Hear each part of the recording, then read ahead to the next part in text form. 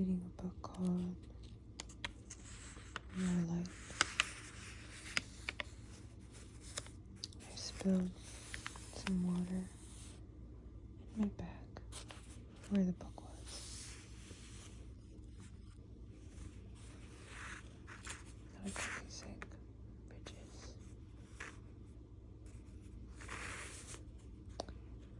And I've gotten to the part where they say that they are the scent of oranges. I'm gonna read some of it. Trying to find where my spot is.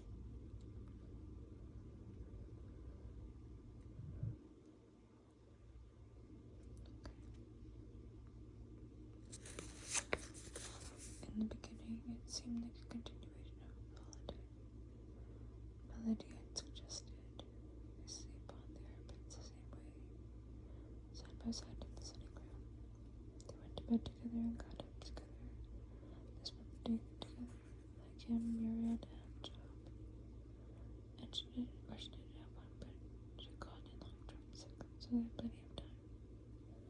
After a week, Petrus went back to his old house to pick up some stuff and gave notice on his rental contract.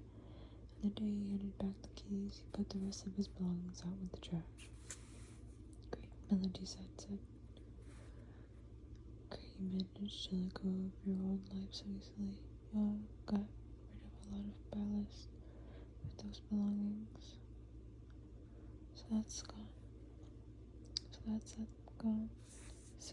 that gone. I don't know if that makes sense to me. So that's that gone. Okay, whatever.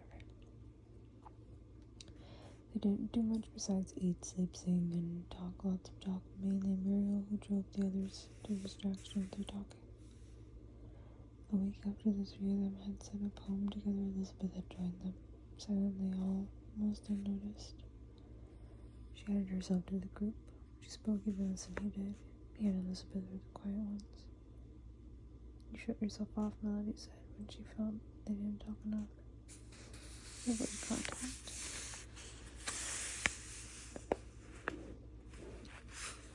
Avoiding contact was wrong. And to help them to stay connected, Melody would write them lines in crayon on little pieces of paper, which they could say to themselves, I am connected to the whole world. The other is a mirror of my deepest self. I can open my heart to everybody. Bitches, says Lucia. Did you hear the question? Why did you join the group? Can you tell us something about that? Petrus looks up for personal development, so I can get better at connecting to learn how to cope with my blockages. The detectives inquire further, and Petrus does his best to give the right answers. He hears himself talking. Words that seem to come from Melody's mouth, and he thinks he believes them, but at the same time, he's not exactly sure what they mean. Elizabeth isn't mentioned until right at the end. Elizabeth was really good at connecting, who barely dared to move and never took the initiative to speak. It took up so little space that they often forgot she was there. Only when she sat coloring with her crayons did he sometimes spot a smile on her face. Nice, Elizabeth, Melody would say then. Let it in, it's loud, feeling nice. Elizabeth was a kind of pet to Melody, a human being who lived and breathed as they all did, but to whom they couldn't talk on the same level. Petrus thinks to himself, but he stays superficial with his questionnaires. He says she found it hard to connect. She was often very quiet, but he did get the impression that life in the commune did her good.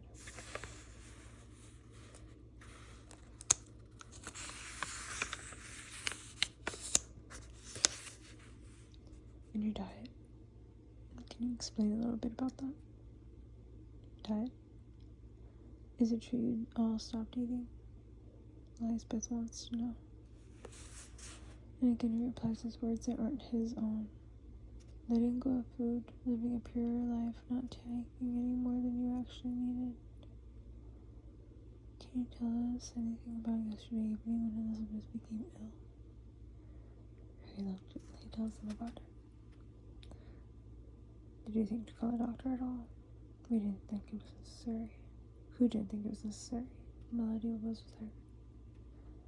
Did you discuss the possibility? What possibility? The possibility of calling a doctor? No. And you didn't think of it yourself? No. Did you think she might die? I don't think so, no. So you thought she'd survive this? No, I didn't think that either. What did you think then? Petrus reflects. Nothing. He says, Elizabeth straightens her back. Your housemate's alive, dying before you, your eyes. And you think of nothing.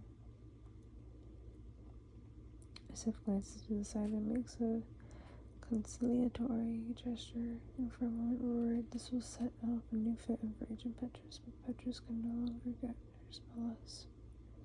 He's tired of talking about things he doesn't want to talk about.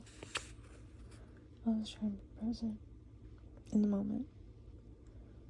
Lisbeth exchanges a glance at the safe and looks at her watch, and without knowing it, she brings another smell into the air and into Petrus's conscience.